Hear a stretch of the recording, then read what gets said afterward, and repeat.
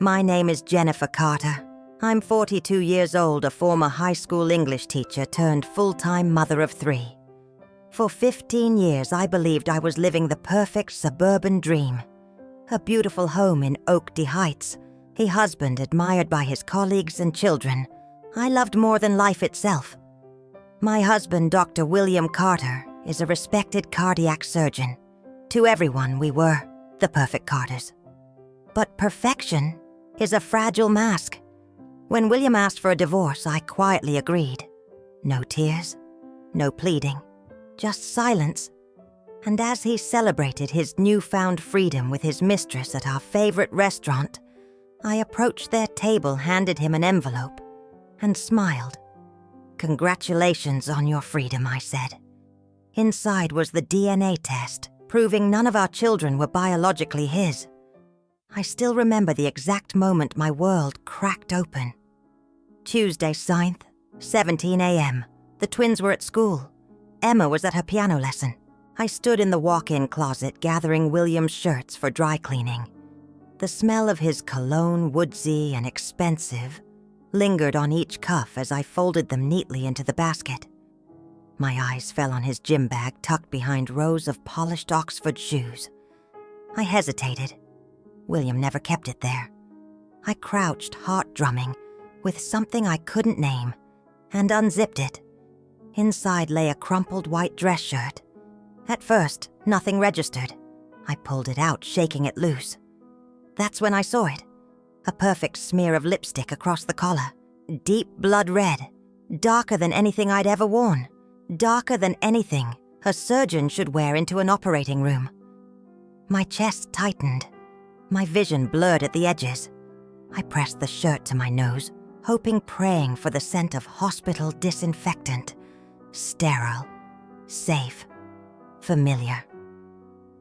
Instead, the faint smell of rose and vanilla invaded my lungs. I sank to the floor, clutching the cotton in trembling fists, staring at the stain that glowed like an open wound under the closet lights. 15 years of marriage. 15 years of thinking we were the perfect Carters. 15 years of building a life together, brick by brick, memory by memory. Gone. Reduced to this single damning smear of crimson on crisp white cotton.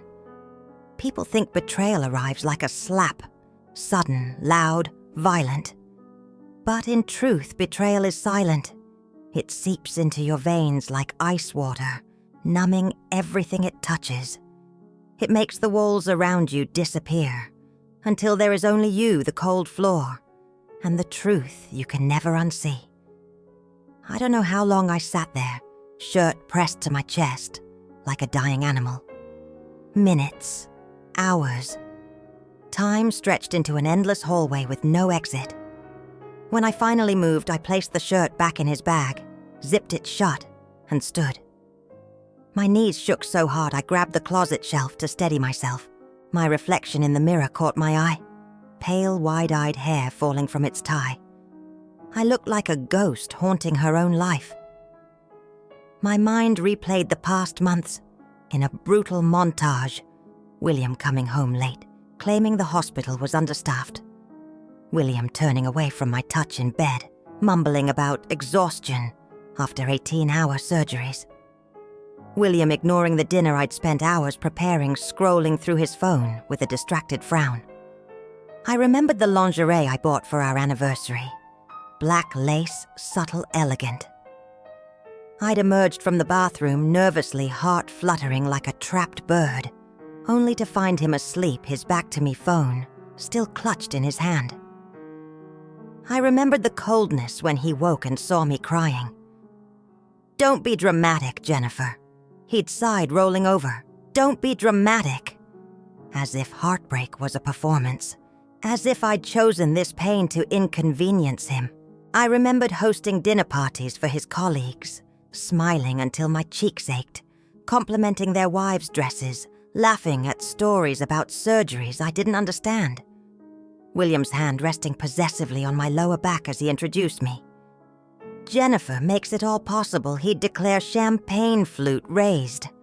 I couldn't do what I do without her. Everyone would smile. the other wives with polite envy, the men with approval. And I would smile too because that was my role, the perfect surgeon's wife.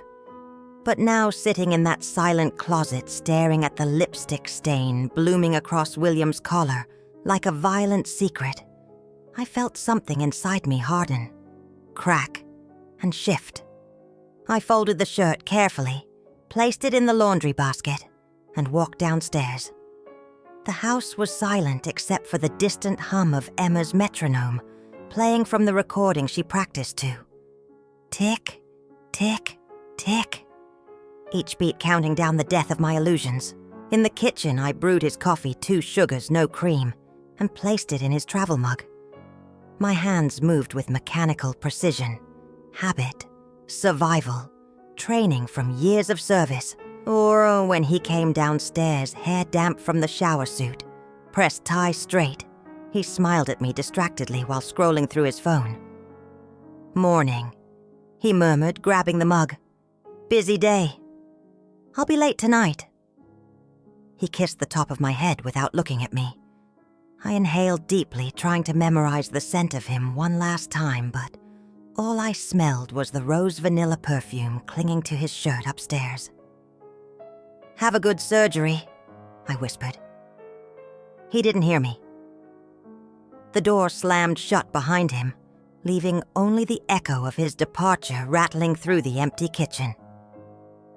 I sank into a chair and stared at the marble countertop until my eyes burned. Then slowly I reached for my phone, opened Google and typed, "Best divorce attorney in Oakey Heights." I didn't plan to check his phone. I still believed in trust even after finding the lipstick-stained shirt.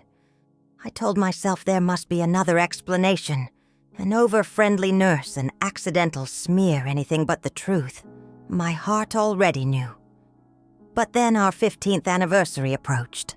I booked a romantic weekend in Napa Valley, desperate to revive us. I needed to confirm his surgery schedule before finalizing. His phone lay on the kitchen counter screen, lit with notifications while he showered upstairs. My hands moved before my conscience could protest. I picked it up, breathing fast. Just a calendar check, I told myself. Just logistics. Just. A text preview appeared at the top. "Rebecca Harrington. Last night was amazing. I can't wait to feel you inside me again. When are you leaving her?" My thumb trembled as I unlocked his phone. The message thread opened like a festering wound. Hundreds of texts spanning 8 months. Photos of hotel beds and candlelit dinners. Plans made while I was at Emma's recitals or helping the twins build volcano projects for science fair. Cruel jokes about me threaded between their filthy declarations. "She's planning some big anniversary surprise, LOL. Poor thing still thinks there's something to celebrate." My chest burned. My eyes stung with unshed tears. But I forced myself to keep reading every vile word, every emoji, every secret plan to dismantle my life. I saw myself reflected in the dark phone screen. Hair unwashed, sweatshirt stained with pancake batter from breakfast. A woman who spent her days packing school lunches and scheduling dentist appointments, while her husband spent his nights drowning in another woman's perfume. I set the phone down quietly. My legs moved on autopilot to the coffee machine. Measured grounds, filter, water, brew. Steam rose in delicate spirals as if nothing had changed. When William emerged from the bathroom in his crisp shirt and charcoal suit, I handed him his mug. His "Have a good day at the hospital," I whispered. He kissed my cheek, absently grabbed his briefcase, and left with that same confident stride I'd admired for 15 years. The door closed behind him with a soft click. I sank to the floor. My stomach heaved until bile burned my throat. When there was nothing left to expel, I curled against the cold cabinet's chest, shaking silently. 15 years. 15 years of loving a man who saw me as nothing more than a convenient fixture in his pristine life. 15 years of believing we were a team while he whispered filth into another woman's ear. People think heartbreak is loud, that it shatters you with a scream. But it doesn't. Heartbreak is silent. It's the quiet realization that the person you loved never really existed. That night after the children fell asleep, I walked into our bedroom with hands that no longer trembled. William sat at the edge of the bed scrolling through his phone, half undressed.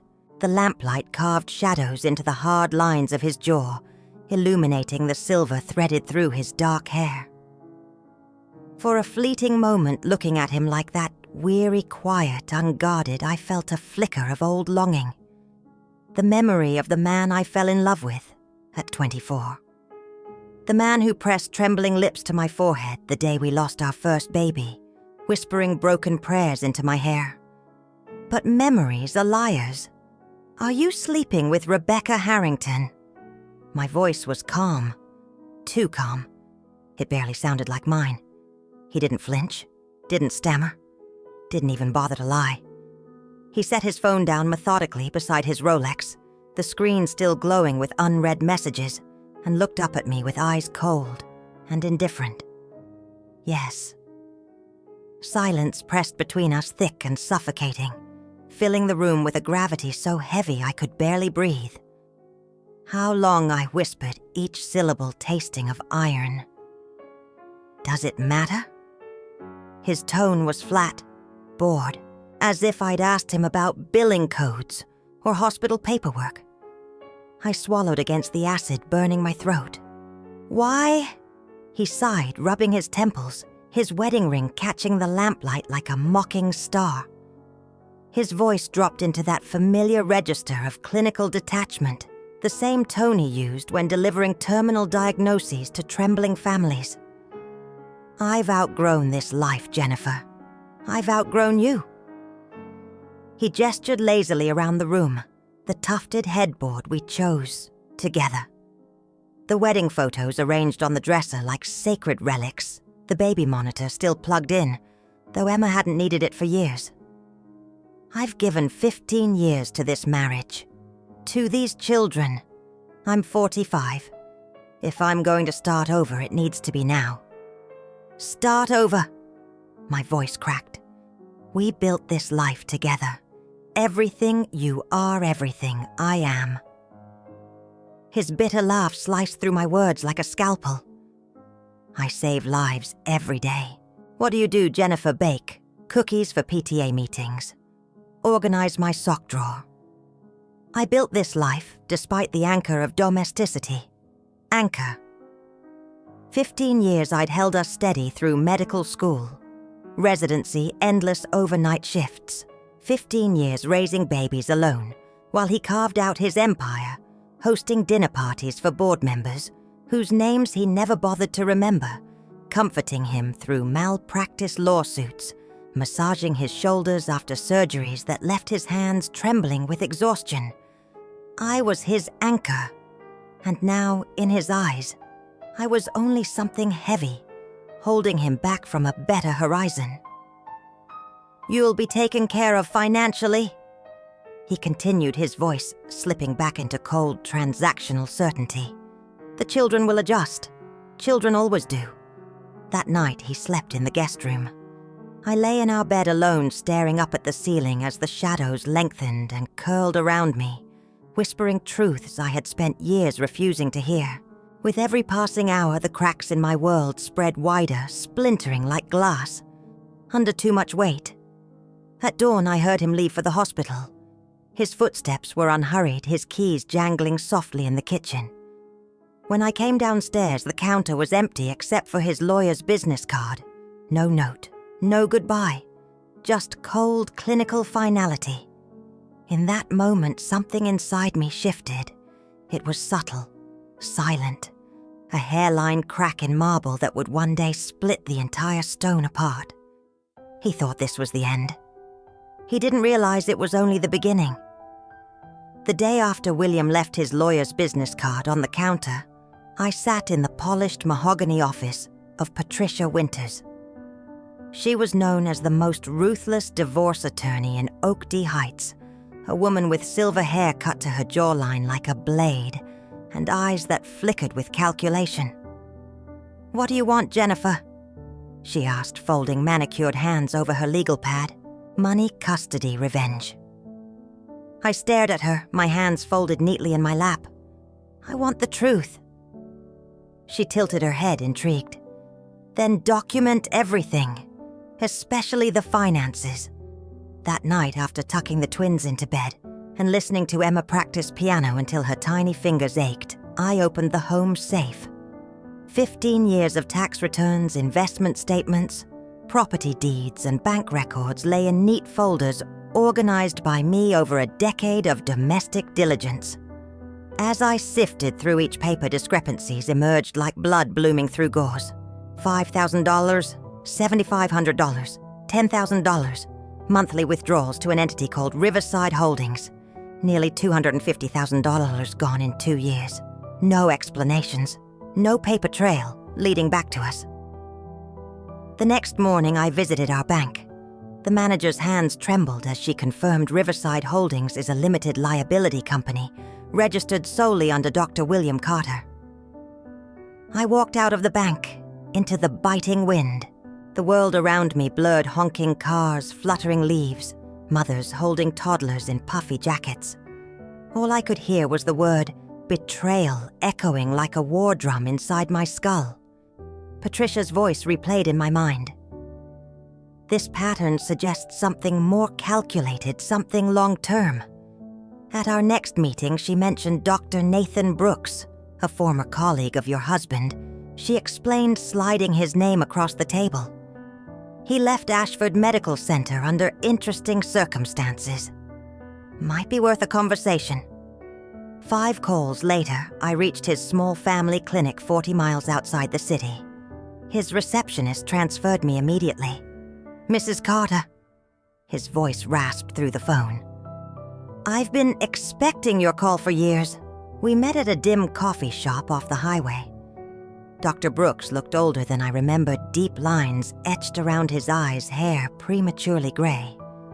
He ordered black coffee and studied me with a gaze so heavy it pressed against my ribs. "I knew this day would come," he said quietly. I just didn't know which of us would break first, me with my conscience or William with his arrogance. His next words cracked the foundation of my world.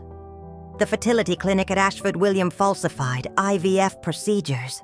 He substituted specimens to protect his reputation. I stared at him, unblinking. "He has hypertrophic cardiomyopathy. Mild in his case, but a 50% chance of inheritance. He didn't want children who could tarnish his image as the perfect surgeon, so he ensured his sperm was never used." My throat closed around a scream that never came. "So are our children." My voice broke. "They aren't his." Dr. Brooks slid a small thumb drive across the table. Hospital records, lab reports, William's signature authorizing every substitution. I closed my hand around the cold metal. My chest burned with something deeper than betrayal, a grief so profound it felt like death itself. "Why are you telling me this?" I whispered. "Because you deserve to know," he replied, "and because children deserve the truth." That night after the children fell asleep, I collected DNA samples, hair from their brushes, saliva from their toothbrushes. I included a comb from William's bathroom drawer. As I sealed the evidence bag, my hands didn't shake. Grief had crystallized into something sharper, colder, unbreakable. This wasn't just about an affair anymore. It wasn't just about money. It was about who my children were allowed to be. And William was about to learn that I was done playing the perfect wife. 2 weeks of waiting while life continued in its hollow mimicry of normal. 2 weeks of waking before dawn, slipping from cold sheets into a house that felt like a mausoleum with freshly cut flowers. 2 weeks of brewing his coffee out of habit before pouring it down the sink. Of folding his shirts even though he was never coming back. I drove the twins to school each morning, the October sun slanting through tinted windows, their backpacks bouncing against leather seats. I packed Emma's lunch with crustless sandwiches cut into star shapes, adding a note with a smiley face at the bottom. "Shine bright, today, my love." At drop-off, other mothers approached in their quilted coats and tinted lip balm, their concern practiced and shallow. "Is William still at the hospital?" I smiled the smile I'd perfected over years of dinner parties, charity galas, and sterile marital counseling sessions. "You know how hospitals are." They nodded, satisfied with the illusion. At night, I lay awake staring at the ceiling fan's slow, hypnotic rotations, counting each blade, like seconds, slipping through my clenched fists. 1, 2, 3. The rhythm of inevitability. The hum of a life unraveling, stitch by silent stitch. Then on a pale Tuesday morning, my phone rang. The number displayed the clinic's name in cold blue letters. I answered before the first ring finished my heart hammering, with a dread so sharp it cut clean through my ribs. A woman's voice spoke with sterile professionalism, practiced in delivering truths that detonated quiet lives like landmines. "Mrs. Carter, we have your results. Would you like them emailed or?" "Email them." My voice sounded calm, empty, a void wrapped in polite consonants. Seconds later, the document arrived in my inbox. I opened it with trembling fingers, the screen glowing harsh and white in the muted morning light. The words blurred, then snapped into focus, black letters burning into my retinas. "The alleged father is excluded as the biological father of the tested children. Probability of paternity 0%. I read it once, twice, 3 times. 0, 0, 0. I pressed my hand over my mouth to muffle the sob that clawed its way up from somewhere so deep. It felt primordial, older than language. Tears spilled down my cheeks, scolding and silent, falling onto the table like confession. 15 years. 15 years of believing in a life that was never truly mine. 15 years of mothering children who were always mine, but never his. 15 years of building a family on a foundation he salted before I even poured its first stone. I printed 3 copies. One for Patricia, one for the safety deposit box I'd opened in my name, only tucked behind documents no one else knew existed, and one for him. I slid the last into a cream-colored envelope, embossed with the Ashford Medical Center logo, an envelope I had taken from William's home office in the weeks of pretending nothing had changed in the quiet hours of packing away his illusions alongside his tailored suits. That night, I sat at my desk staring at the envelope under the amber glow of my lamp. Shadows pooled around me, silent witnesses to the woman I had become.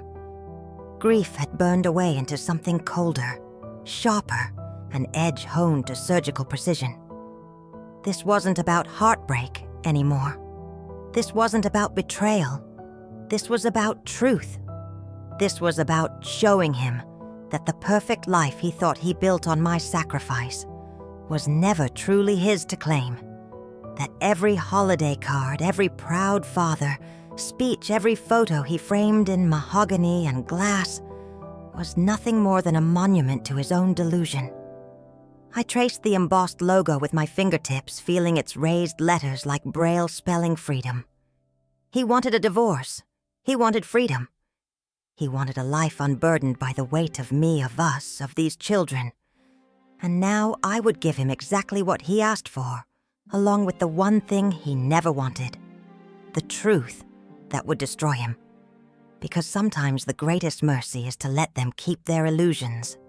And sometimes the greatest power is to rip the veil from their eyes and watch them fall into the void they dug for you.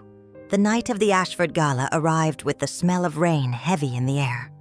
I stood before my mirror sliding diamond earrings into place, a gift from William, on our 10th anniversary. Back then, he'd clasped them around my ears with trembling hands and whispered, "You make me look good, Jennifer." Tonight I wore them for the last time, My dress was black satin tailored to perfection. The same dress Rebecca once mocked in a text suburban mom tries sophistication. Cute. I smiled at my reflection. Let them see the suburban mom tonight. When I arrived at the ballroom, chandeliers sparkled overhead, refracting light onto polished marble floors. Waiters glided between clusters of surgeons and donors, their trays balanced like offerings to indifferent gods. I spotted William near the stage, surrounded by hospital board members. He wore his favorite charcoal suit, the one that matched the silver in his hair. His hand rested possessively on Rebecca's waist. She wore crimson lips painted to match the same blood-red stain I found on his shirt weeks ago. He saw me then. His eyes widened with surprise before narrowing in irritation. He leaned down to whisper something to Rebecca, who laughed softly and pressed closer to him. I walked past them without a word, feeling his gaze burn across my back. The awards ceremony began. William ascended the stage to thunderous applause. He accepted his crystal trophy with practiced humility, turning to address the crowd. "Medicine isn't just science," he intoned. "It's a sacred trust between doctor and patient. Ethics must guide every decision, every procedure, every moment in the operating room." I almost laughed out loud, but I didn't. I waited. After the ceremony, they left for Vincenzo, our favorite restaurant, where he proposed 15 years ago. I followed 20 minutes later, envelope clutched in my purse like a loaded gun. The maître d' recognized me instantly. "Mrs. Carter," he beamed, "your husband is already seated." My husband. He sat at our old table by the window, Rebecca beside him. A bottle of 1982 Bordeaux. The same vintage we drank on our wedding night rested in a silver cradle between their glasses. William saw me approaching and smiled with thin condescension. "Jennifer," he drawled. "I didn't expect you to come." I smiled back. "Of course you didn't." Rebecca shifted uncomfortably. "Maybe I should. Stay," I said, my voice calm as a scalpel. "You've earned your seat at this table." I placed the cream envelope before William. He smirked, swirling his wine. "What's this? Your final plea. Divorce negotiations are all ready. Open it." His smirk faltered. Slowly, he tore the seal and slid out the DNA results. I watched the blood drain from his face as his eyes scanned the words. 0, 0, 0. This is impossible," he whispered. "Is it?" I asked softly. "You ensured your sperm was never used during in vitro fertilization treatment. You lied to me. You lied to them.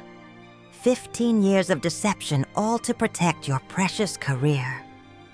Rebecca's eyes darted between us, confusion sharpening into horror. "What is she talking about, William?" He didn't answer. His mouth opened and closed like a drowning man gulping for air. I leaned forward, lowering my voice until only he could hear. "Congratulations on your freedom," I said. "You wanted a life without me. Now you have it, along with the truth that will follow you to your grave." At that moment, the restaurant doors opened.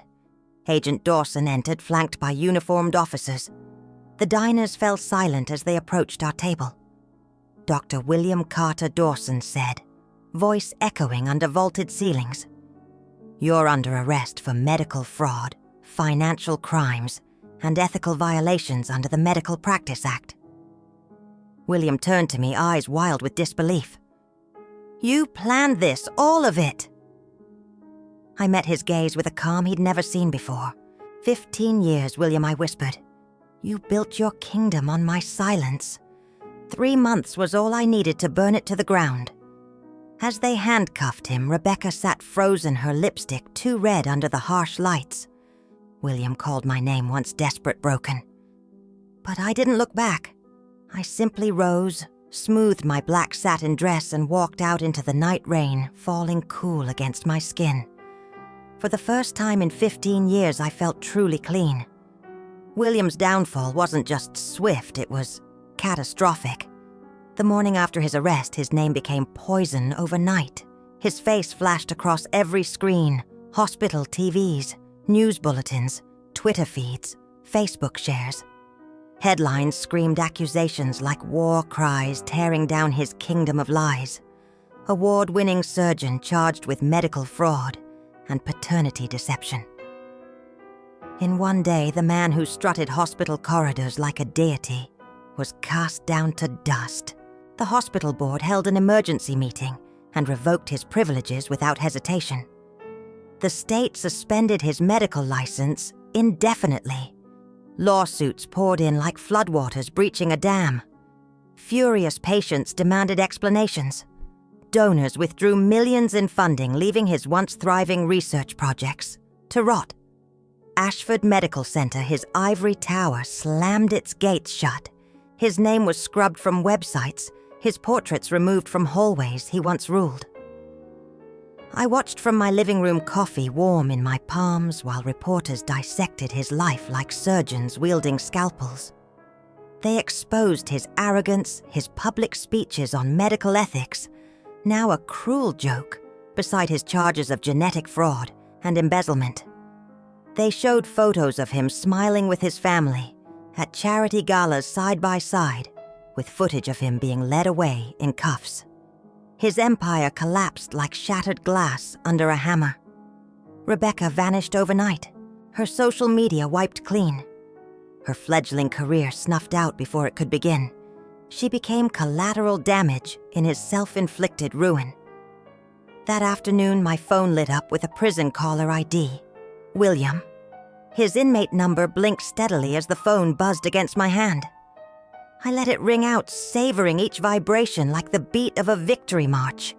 He called again, and again. I blocked every number, each tap of my finger sealing his isolation. His lawyer emailed me desperate, pathetic pleas for leniency. They begged for settlements to reduce his bail. I didn't even read the entire message. I simply forwarded it to Patricia with 2 words, crush him. And she did. With the precision of an executioner, she filed for full custody of their children, froze his offshore accounts, secured ironclad restraining orders. Her motions read like death sentences, each court signature hammering another nail into the coffin of his life. By week's end, William had lost everything. His license, his status, his wealth, his identity. The man who once held beating human hearts steady with surgeons' hands now trembled in an orange jumpsuit shackled before federal prosecutors, his eyes hollow with disbelief. Meanwhile, my world exploded into color for the first time in 15 years.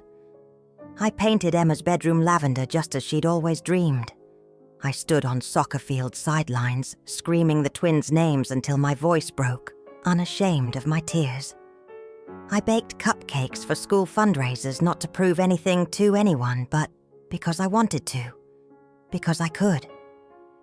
Neighbors stopped me at grocery stores, their eyes wide with a blend of fear and reverence. "I can't believe you survived that," they whispered. And every time I smiled, because they didn't understand. I didn't just survive. I annihilated. At night, after the children fell asleep, I stood by my window staring out over oaked heights. Streetlights flickered like distant galaxies, and jasmine scented the warm breeze drifting through open panes. I closed my eyes and felt the hush of the house wrap around me, like armor forged in fire. For 15 years, William believed my silence was weakness. He mistook my devotion for submission. He thought stripping me of identity would leave me empty, obedient, broken. But he forgot one immutable truth. A woman stripped of everything has nothing left to lose. And a woman with nothing left to lose is the most dangerous creature on this earth. 6 months later, I stood in the foyer of our house, the house he once called my legacy, and listened to the echo of my own quiet breath. The children were at school. Morning light spilled through the tall windows, illuminating the marble floors he once demanded I polish to perfection. Now each shining tile reflected only me. No shadows trailing behind, no specter of his towering presence lingering in the corners. After William's sentencing, the world moved on with its usual impatience. New scandals filled the headlines. New tragedies consumed the public's fleeting attention. But his story remained pinned to my chest like a secret medal, cold, heavy, undeniable. People still stop me in grocery store aisles at school, drop-offs in the muted hush of bank queues. Their words always began the same. "I don't know how you did it." I smiled politely and kept walking, because the truth was simple. I didn't do anything extraordinary. I didn't move mountains or slay dragons. I simply stopped holding back. With the settlement secured and his name scrubbed from every legal document binding me to his kingdom, I returned to university part-time. I sat in lecture halls beside students half my age, their eyes bright with dreams, not yet bruised by the world. I finished my master's in literature, a dream I once buried beneath his white coats and his endless needs. When I accepted a teaching position at the community college, I stood before rows of curious faces on my first day, my heart thrumming with a quiet, unbreakable certainty. This is who I was before him. This is who I was always meant to become after him. At night, when the house fell silent and the darkness wrapped its arms around the quiet rooms, I walked barefoot across the cool hardwood floors. I paused before the grand piano William bought, as a party prop, an ornament of cultured pretense. I ran my fingertips over the ivory keys, feeling their silent promise. Someday soon, I would take lessons again. Not to impress dinner guests, not to craft a curated facade of domestic perfection, but for the simple, selfish joy of creating something beautiful that belonged only to me. Sometimes the children asked about him, where he was, why he left, why the world spoke his name with hushed scandal now instead of reverence. I told them the truth piece by careful piece, each fact tailored to their age and tender hearts. Because lies may shield them from pain today, but lies only carve deeper wounds tomorrow. And I refused to pass on his legacy of deceit. On mornings like this, I made a single cup of coffee, walked to the living room windows, and stood watching the sunrise burn away the mist over oaked heights. The world outside remained unchanged, with large family cars rolling out of gated driveways, sprinklers humming to life on manicured lawns, neighbors waving politely as they walked golden retrievers on leather leashes. But I was not the same. For 15 years, I was Jennifer Carter, the surgeon's wife, silent, supportive, invisible. Now I am Jennifer, simply Jennifer, mother, teacher, quiet architect of my own small kingdom built from the rubble he left behind. And if there is one lesson I carry forward into every dawn, it is this: revenge is not about destruction. It is about creation. It is not about burning a life to the ground in rage. It is about clearing the rubble with bare, blistered hands and planting something true in its place. Because the greatest victory is never in watching the guilty fall. The greatest victory is in watching yourself rise, unbowed, unbroken, reborn, in your own name. People always ask me if I felt satisfied. If watching William being led away in handcuffs filled my chest with triumphant fire.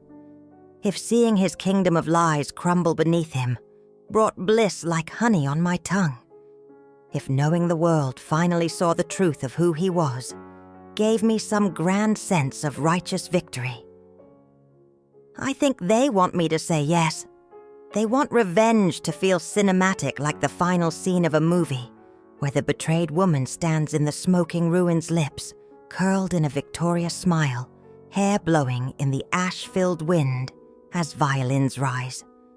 But reality is quieter than that, colder, stronger. I felt nothing, no satisfaction, no gloating. No intoxicating high. Just freedom. For the first time in 15 years, I woke up without the suffocating weight of him pressing against my lungs. Without the fear of his moods poisoning the air before dawn. Without calculating each sentence, I spoke each step, I took each breath I drew, to keep him placated, to keep the peace, to keep myself safe. I woke up as Jennifer. Just Jennifer. Not Mrs. Carter, wife of Dr. William Carter. Not a supporting character in his elaborate narrative. Not an accessory in his carefully staged empire of illusions. Just me. Messy. Frayed at the edges. Broken in some places. Healing in others.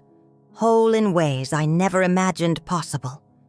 At night, when the children sleep, I stand by the window in my silent house. The moonlight casts long shadows across the kitchen floor.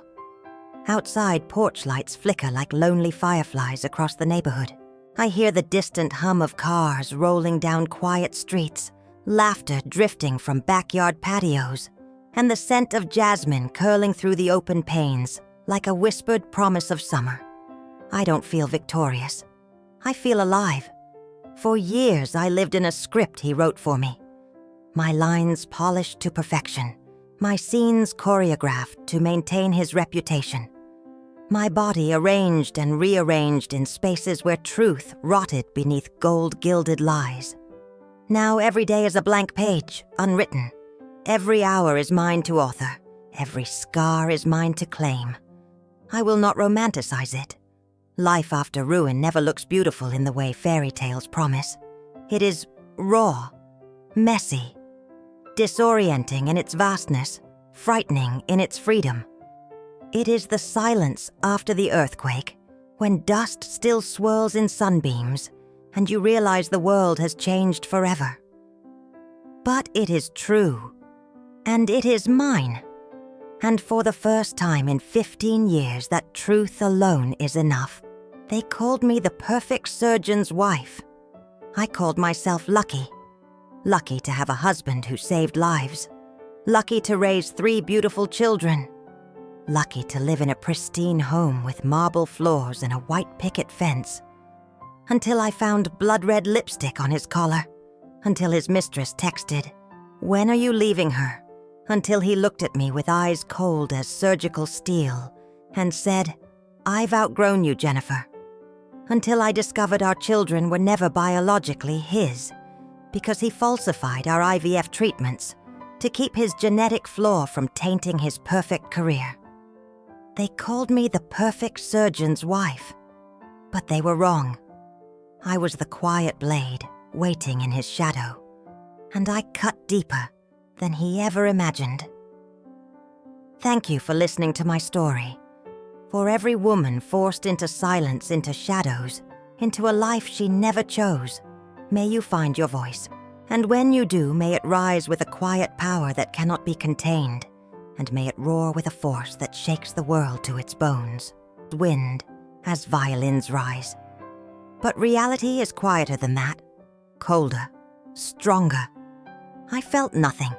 No satisfaction, no gloating, no intoxicating high. Just freedom. For the first time in 15 years, I woke up without the suffocating weight of him pressing against my lungs. Without the fear of his moods poisoning the air before dawn. Without calculating each sentence, I spoke each step, I took each breath I drew, to keep him placated, to keep the peace, to keep myself safe. I woke up as Jennifer. Just Jennifer. Not Mrs. Carter, wife of Dr. William Carter. Not a supporting character in his elaborate narrative. Not an accessory in his carefully staged empire of illusions. Just me. Messy. Frayed at the edges. Broken in some places. Healing in others. Whole in ways I never imagined possible. At night, when the children sleep, I stand by the window in my silent house. The moonlight casts long shadows across the kitchen floor. Outside, porch lights flicker like lonely fireflies across the neighborhood. I hear the distant hum of cars rolling down quiet streets, laughter drifting from backyard patios, and the scent of jasmine curling through the open panes like a whispered promise of summer. I don't feel victorious. I feel alive. For years, I lived in a script he wrote for me. My lines polished to perfection.